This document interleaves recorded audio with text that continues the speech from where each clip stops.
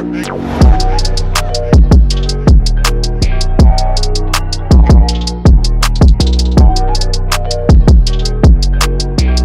up YouTube? It's Nick from Rise Up Sports and I'm back with another video. Today I am pumped because my picks this week, finally I had a great week and I'm excited to recap these games because I'm 12-2 on the week so far, so let's get into it. All right, so we'll start out with one of my L's this week. So I've only lost 2 so far this week. First one, Ravens Bucks. I was not able to watch this game. I was out somewhere and I could not watch it. But by the stat sheet, it looks like Lamar had a pretty decent game. Running game just really spread out. 5.9 yards per carry, 8.9 for Kenyon Drake and Gus Edwards. Very interesting here. Lamar Jackson did his thing. Devin Duvernay I did see the replay of Devin Duvernay's touchdown on the ground. So just a lot of different rushers that all carved through this Bucs defense that's usually pretty decent. At run defense. And then you have Isaiah Likely, the tight end, who led them in receiving yards. And it's very interesting. Nobody really else. I think Mark Andrews got hurt. I'm pretty sure he was like questionable.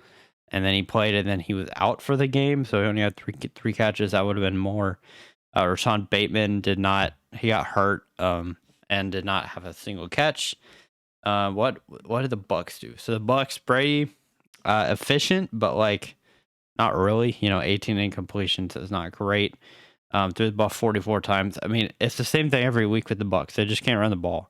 Like the offensive line is terrible. Like I mean, if you look at that, it's no rushing. Like 2.7 yards per carry for Fournette is not good enough. Mike Evans and Chris Godwin had decent games, but there's not really a whole lot of help on this offense. When teams realize that Brady has to throw the ball 40, 50 times a game and that they can't run the ball, they're just going to make it really tough on Brady to throw the ball. They're going to pressure him like crazy because the offensive line's bad.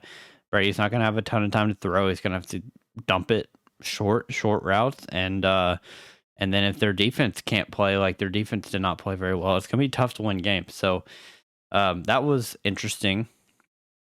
But who else do we have? Why did it go all the way back? That's weird. Here we go. So Broncos, Jags. Broncos barely pulled this one off. Travis Etienne has a monster game. Good for him. But the Broncos ended up pulling it out. Good thing for Russell Wilson because Nathaniel Hackett probably would have been fired, honestly, if they lose that game. They win it, though. Dolphins beat the Lions. Did not really see much of this game. Tua, I mean, his stats are amazing. He had a great game. Tyreek Hill, Jalen Waddle, incredible numbers, both over 100 yards. Tyreek almost at 200 yards. So really good game for them. The Lions defense is not good. Not a whole lot of running for the Lions, but I mean, Jared Goff had to throw it a lot. And he spread it out to a lot of different receivers as well. DeAndre Swift is back for this game. Only 5 carries, so didn't really do too much. But did catch five balls and got a touchdown out of it. So Detroit Lions, they have so much promise, but they're just not there. Their defense is just not good enough right now. Then we got Panthers Falcons. This is the craziest game probably of the weekend, just because Philip Walker or PJ Walker, I don't know why they have Philip, but PJ Walker, not really the most accurate quarterback, but he made a great throw at the very end to DJ Moore that got it done. D'Onta Foreman played amazing, 26 carries, over 100 yards, got in the end zone 3 times. And DJ Moore, of course, with the big catch at the end, kind of got them to where they had a chance to win the game. And then DJ Moore's questionable penalty at the end where he took his helmet off after he scored. And then the extra point was from like 48 yards or 45 yards or whatever. Kicker missed it, and then it went to overtime. They had a kick in overtime. He missed that as well.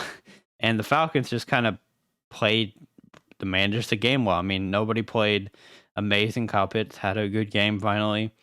They ran the ball pretty well, and Marcus Mariota had a couple of mistakes, but it ended up being just enough to win. And now the Falcons are top of the NFC South, I believe. What else here?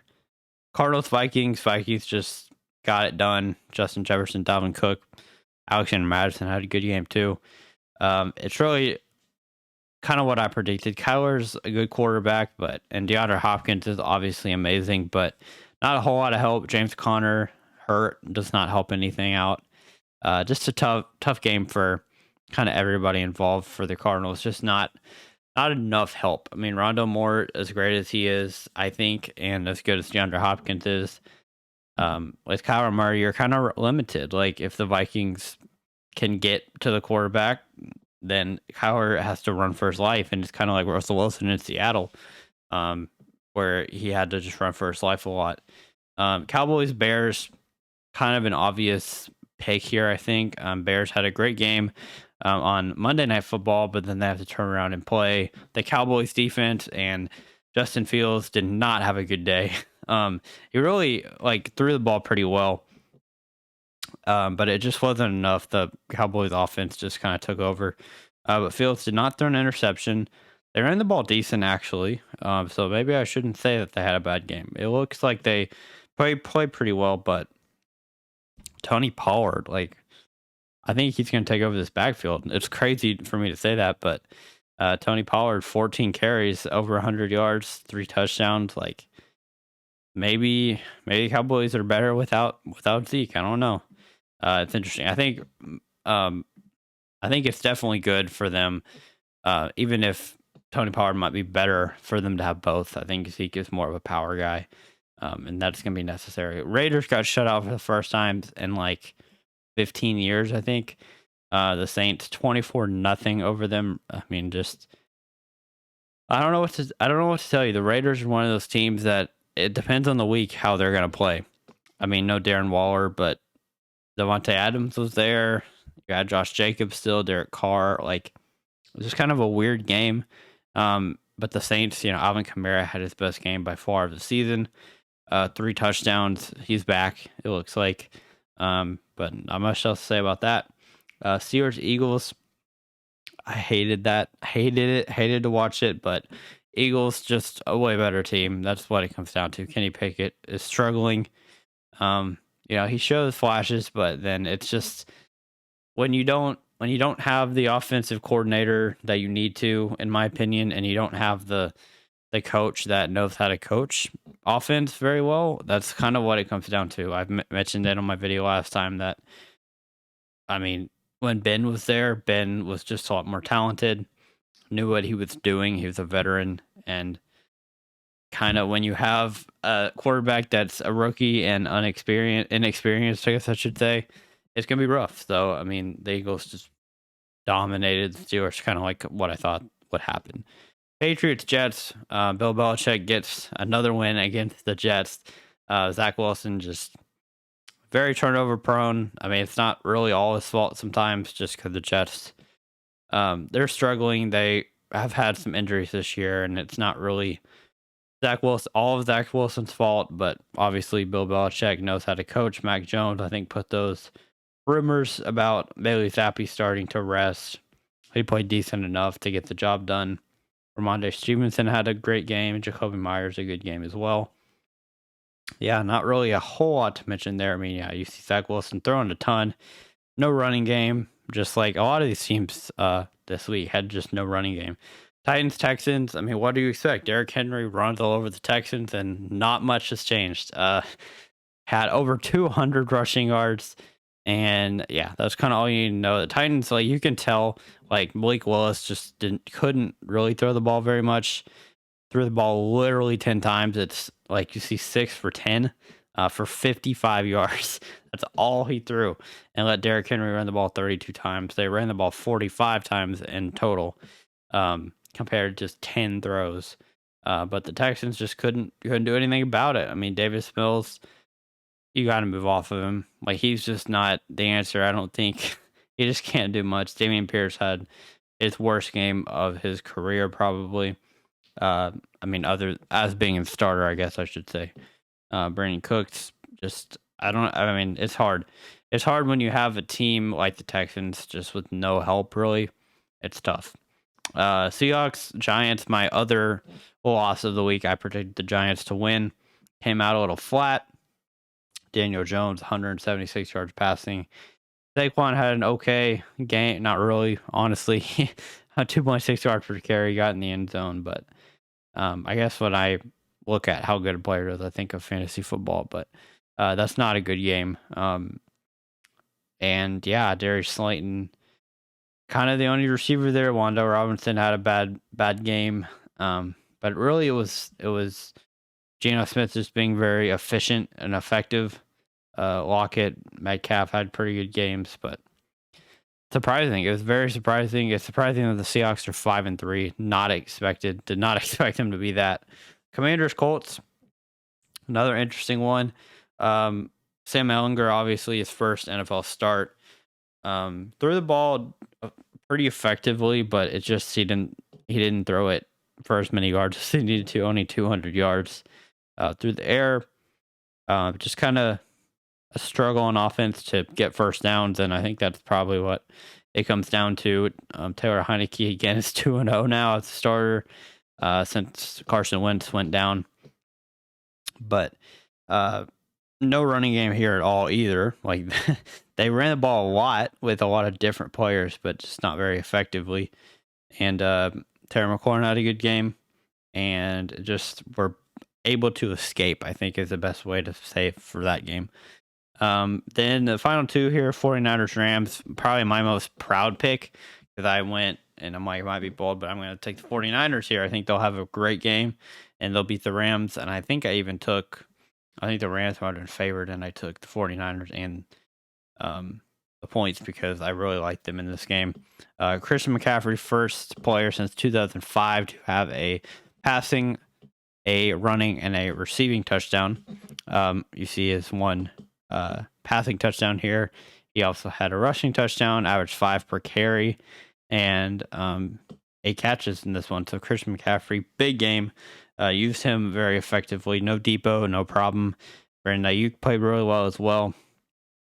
And that's kind of what it comes down to. Rams just, it's going to be tough for them. They don't really have a running game, and I think that's going to catch up to them this year. And Ronnie Rivers led your team in carries. Like, that's not going to work, really. Cooper Kupp, I saw a clip where he got hurt. I'm not sure if how bad it is. I think he probably is fine, but we'll see. But if Cooper Kupp goes down, this team is not going to have any chance of making the playoffs this year. So, San Francisco looks like kind of the leader in the clubhouse in this division right now. Look like the best team for sure with Christian McCaffrey added. And we'll see what happens. And then the final game, Packers-Bills. Very interesting with the spread in this one because the Bills were favored by 10.5. They won by 10, so very close. And then the over-under was actually 47, I believe. And they had a field goal at the very end to hit that 47. So very interesting with that spread there. But really in this one, Aaron Rodgers played the best he could with what he had. He just doesn't have much, though. Aaron Jones played great, and A.J. Dillon played great. Like, they ran the ball effectively, which is hard to do on the Bills. But, I mean, look at these receivers. Like, when you see these receivers here, you have Romeo Doubs leading your team in receiving. 4 catches, 62 yards. Decent game. But then you have Samori Toure, who 7th round pick, I believe.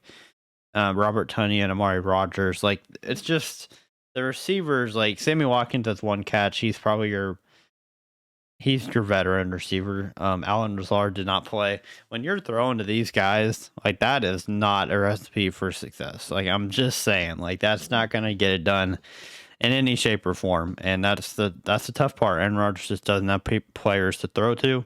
And that's probably a direct effect on the Packers not drafting receivers and not paying for receivers. Like, when you're really seeing Devontae Adams' effect here.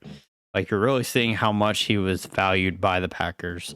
And then just nothing. Josh Allen actually had probably his worst game of the year so far here. I mean, only 218 yards. Not super efficient, about a little over 50% of his passes completed. And then not too much of a running game. I mean, like, I say that, but then 4.8 yards per carry is decent. Like, you can deal with that from Singletary. James Cook averaged 7 per carry. Zach Moss did not get involved at all. Not sure if he even played, if he was active or not. Diggs had a great game. I think, this team like has receivers, but they don't like. I guess they just didn't need to use the receivers here. I mean, you saw Gabe Davis only had 2 catches. Isaiah McKenzie just 1 catch. So I mean, they just didn't really throw the ball kind of to Diggs, and other than that, they ran the ball. Kind of what they did the whole game. So very interesting one, but definitely did project the Bills to win this one. And then tonight I have the Bengals over the Browns. Y'all will see this. I'm sorry, let me show you that. Y'all will see this Tuesday, which is the day you're watching it, obviously. But I still don't know who won Bengals Browns, and I'm hoping the Bengals did, because my picks would be I would have 61. My thing would be 61 and like, what is it, 40, 44 or no 46, if I get that one right. So I'm back up to plus 15 in my picks or whatever. But I'm proud of myself. 12-2 so far. If I can get this one right tonight, I'll be 13-2. Good looking games coming up next week, and I'll get to those picks, and those will be the next that will be the next video you see. So thank you so much for watching, and I will see you on the next Rise Up Sports.